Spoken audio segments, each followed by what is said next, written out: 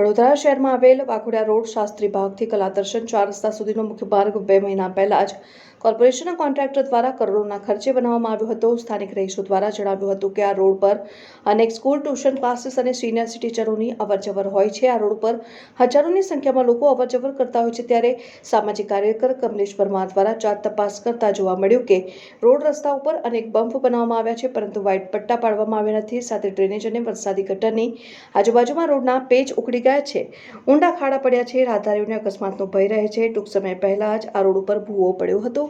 વડોદરા શહેરમાં અવારનવાર અનેક વિસ્તારોમાં ભૂવા પડતા હોય છે, ખાડા પડતા હોય છે ને વડોદરા શહેરનું નામ ખડોદરા નગરી તરીકે પડ્યું છે। ત્યારે સામાજિક કાર્યકર દ્વારા તંત્રને જગાડવાનો પ્રયત્ન કરાયો હતો અને 2 મહિનાની અંદર જ રોડનું કાર્પેટ ઉખડી જાય ત્યારે હલકી ગુણવત્તાનું મટીરીયલ વાપરવામાં આવ્યું હોય તેવી શંકા સેવાઈ રહી છે।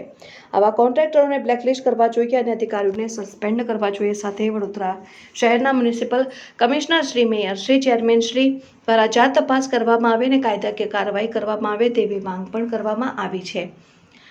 Reporter Nikhil ગાયકે, Janarpan news. વડોદરા શહેરમાં આવેલ વાઘોડિયા રોડ પર જે કહેવાય છે કે શાસ્ત્રી બાગથી કલાદર્શન 4 રસ્તા જવાનો જે મુખ્ય માર્ગ છે, આ રોડ 2 મહિના પહેલાં જ બનાવવામાં આવ્યો હતો, પરંતુ કંઈક ને કંઈક વડોદરા શહેરના જે કહેવાય છે કે થર્ડ પાર્ટી ઇન્સ્પેક્શનની નિષ્કાળજી હોય છે। અવારનવાર વડોદરા શહેરની અંદર ભૂવા ખાડા પડી રહ્યા છે। વડોદરા શહેરનું નામ ખડોદરા નગરી પડ્યું છે, ત્યારે આવા મસ્ત મોટા કોન્ટ્રાક્ટરો દ્વારા હાલમાં તમે જોઈ શકો છો જે રોડ આજે 2 મહિના પહેલાં જ બનાવ્યો છે, હાલમાં જે ગટરના ઢાંકણાની આજુબાજુમાંથી કાર્પેટ ઉખડી રહ્યું છે, સાથે સાથે ભૂવા પડી રહ્યા છે।